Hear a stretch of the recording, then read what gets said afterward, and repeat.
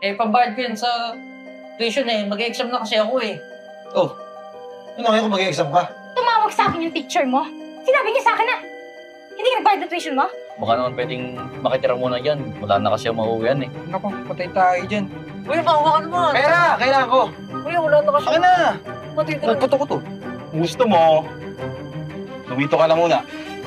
Total, wala naman akong kasama dyan Lahat ng kayamanan niya na naghahalaga ng 20 milyon, bahay, at iba pang ari-arian ay mapupunta sa iyo.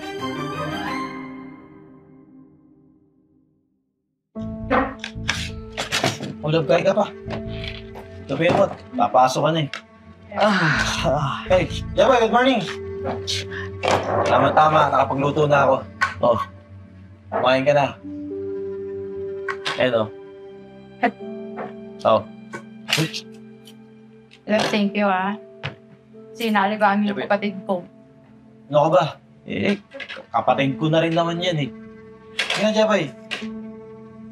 Alam mo, yung ibang mga bayaw, mga ganyan, hindi sila magkakasundo. Ba't nila ko yung dalawa magkasundo kayo? Siyempre naman. Anyway, malilit na ako. Teka lang, ba't di mo muna tapos yung pinakain mo? Okay lang, busog na ako. Ang dami ko na nakain, love. Love, eto tingin mo na sa kuryente. Tapos, Jebo, yung tuition mo? Kompleto yan. Bayad mo yan, ha? Oo, Para next year, graduate yun. thank you dito, te, ha? Para responsibilidad ko yan siya. Sige na, love. Pasok na ako kasi malilate ako, ha? Teka lang, love. Hmm. So, ihatid na kita. Hindi tagat ako sa bawag na, pero usin ko to sayang Alam mo, dahil ka. Kaya ka tos? Hindi na, pa. Mag-ingat ka, ha? Message sa akin pag, ano ka na?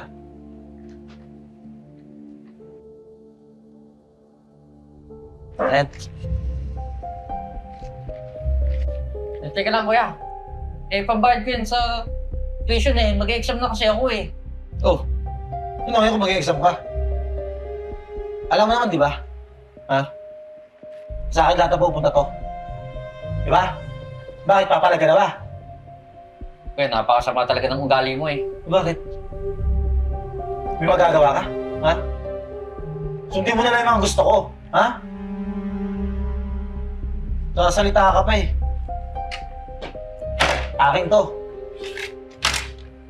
Ibalik ka na ang sarili mo. Nuluto kita? Kapal mo naman.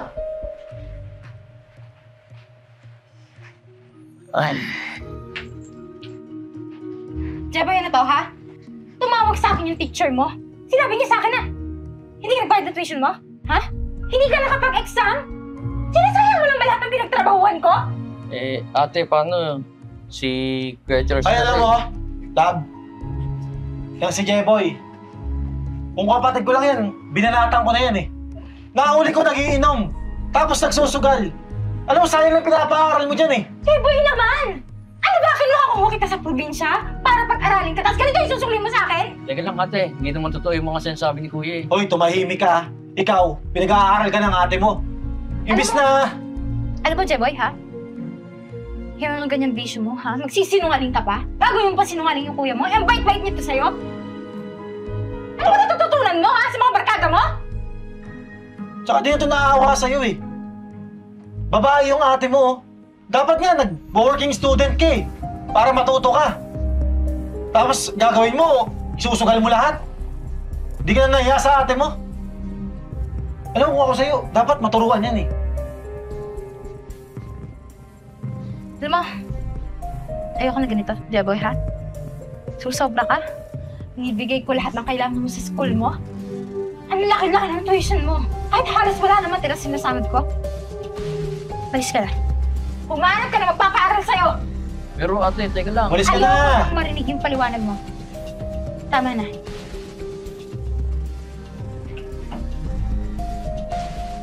Grabe yung kapatid mo.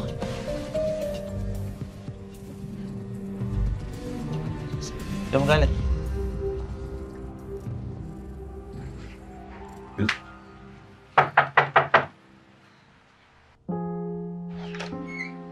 Oh, classmate. Nako, di ka pumasok kanina. Mag-exam kami, yari ka kay ma'am. Paano naman ako makapag-exam? Eh, yung kupal kong bayaw, kinuha yung pangbayad ko sa tuition. Eh, ano pala ginagawa mo dito? Eh, pare, baka naman pwedeng makitira muna dyan. Wala na kasi mauwian eh. Naku, patay tayo dyan. Eh, lit-lit na nga ng bahay namin eh. Siksikan na nga kami, dadagdag ka pa. Eh, baka sa ibang classmate natin, pwede ka tumira sa kanila. So, sige pare, ganito na lang. Benta ko na lang sa yung cellphone ko tsaka yung laptop ko. Para lang may panimula ulit ako. Ganun ba? Eh, sakto, kailangan ko lang ng cellphone eh, tsaka yung laptop ko, naghahang na din eh. Eh, kaso, 4,000 na lang yata yung pera ko eh. Kasya na ba to? Eh, sige, pare, wala naman akong magagawa eh. Para lang may panimula ako. Sige, classmate. Paano? Classmate. Salamat ah. Sige, ingat ka. Ay, sa wakas, may panimula na ulit.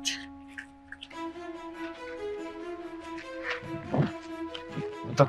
Boy, tama na yan, pero Tingnan kuya. Kuya, ito na lang, relo na lang. Mga damit ko. kailangan yan. Pera. Kailangan ko pera. Eh kuya, ito na lang pera. Akin na yung pera mo! Kuya, mahawakan mo. Pera! Kailangan ko! Kuya, wala na kasi. Akin na! Matitira. Puputo ko to. Kuya, Puputo ko to. Okay. Oh. Ano yun? kuya, maawa ka. Akin na. Tigas mo, ah.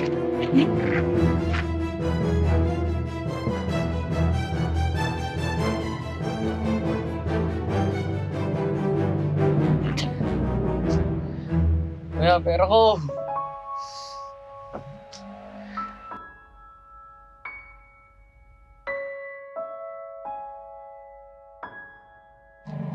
Sakto. Baka ito na yung pwede kong pagkakitaan. Sakto yan. Sir, linis mo. Okay na yan. Okay na yan, wag mo nang linisin yan. Eh, sir, kailangan ko po kasi ng pera eh. Yan, tsaka, bakit ilang araw na kitang nakikitang palakad-lakad dito at tsaka, ba't ka natutulog? Sir, bahay mo po ba to? Hmm, Sir, pasensya na po ah. Eh, wala na po kasi akong ibang matulugan eh.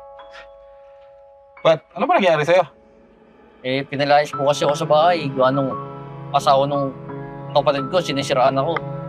Tsaka, tumigil na nga po ako sa pag-aaral kasi wala na akong pera. Saka, na-hold up pa nga po ako eh. Grabe pala yung nangyari sa'yo, no? Kung gusto mo, dumito ka na muna.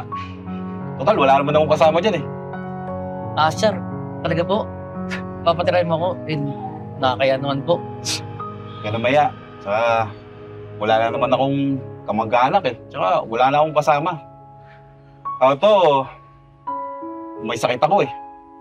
Kaya, maluba na. Galing nga ako sa ospital eh. Kung gusto mo, saan ka nila magtrabaho? Dito ka na tumira. Tutulungan mo lang ako sa mga gagawin ko kung may pupuntahan ako. Tsaka, kung gusto mo mag-aaral, tutulungan kita. Talaga po ba, sir? Okay lang yan, at least, bago man lang ako mawala, eh, may magawa akong kabutihan para sa iba. Sir, maraming salamat pa. Huwag ka mag-alala. Tutulungan po kita sa mga gawain bahay kahit wala na pong bayad. Bibigyan kita ng allowance pa. Tsaka na natin mag-usapan yan. Mukhang gutom ka na eh. Kaya nga po eh, nakakayaman pero tara na po. Gusto ko na po kumain eh. Tama-tama. May niluto ako kanina eh. Kainin na natin. Tara po.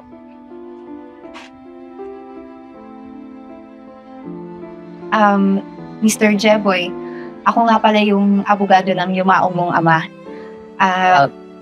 Teka lang po, sino po ama? Si Mr. Marlon. Ito lang, hindi ko po siya tatay. Ganun ba? Pero nakasaad kasi dito sa last will and testament na lahat ng kayamanan niya na naghahalaga ng 20 million, bahay, at iba pang ari-arian ay mapupunta sa iyo. Talaga po ba? Opo, andito nga po eh. At kailangan ko po yung pirma nyo para po mailipat na agad lahat ng titulo sa iyo. Hindi ako makapaniwalang mayaman na ako. Pero, aanin ko naman po yung yaman kung wala naman akong pamilya. Huwag po kayo mag-alala. Pwede niyo naman na itulong sa mga taong nangangailangan, di ba?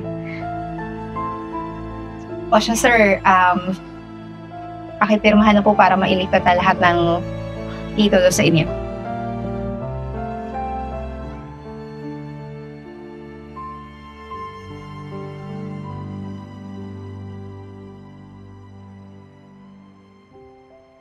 Ito po. Salamat. Sige po, mauna na po ako para ma-process ko na ito lahat. Sige po, salamat po.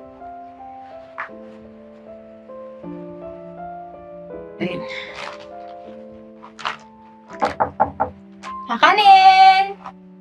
Tao po! Kuya, bili ka na ng mga tuyo. Ate? Ay, Cheboy. Ate, ano ginagawa mo? Ba't nagtitinda ka na lang? Wala eh. Pinamulan ako ng trabaho dahil sa Kuya Charles mo. Tapos, at naipon ko, sinimot na eh. Tapos nilayasan ako. Eh, ito na lang kaya ko gawin. Nagkasakit din kasi ako eh. Ikaw, bakit ka nandito? Tsaka, ang laki ng bahay na ito. Dito ka ba nagtatrabaho? Ate, sa totoo lang, dito na ako nakatira at bahay ko to. Bahay mo to? Paano na yun? Eh, di ba? Hindi kita napatapos ng pag-aaral. Ate, may isang taong tumulong sa akin at nakapagtapos ako ng pag-aaral. Kakso, namatay na rin siya eh. Sorry. Pero pasalamat sa kanya at gumanda ang buhay mo. Sorry kung wala kita nasuportahan at naniwala ako dun sa asawa ko, ha? Okay lang yun, ate. Gusto mo, ate, dito ka na rin tumira. Cheboy, ano ka ba? Sa laki ng kasalanan ko sa'yo, gusto mo pa rin akong tulungan? Ate, matagal naman na kita napatawad. Tsaka, ako nga, tinulungan. Ikaw pa kaya ang kapatid ko, hindi ko tutulungan, di ba? Sigurado ka? Oo, ate, walang problema. Tsaka, teka lang, kumain ka na ba? Tara, pumasok ko muna dito, kumain muna tayo. Thank you, Cheboy, ha? Pero, ano gagawin ka dito? Ubusin, ipabenta ko muna to.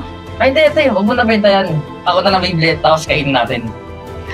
Sigurado ka? Dito na ako titira? Oo, ate, walang problema. Salamat, Cheboy, ha? O siya, tara Tara ate. naman sa akin yung bahay mo. Kung pumasok ka, welcome na welcome pa dito.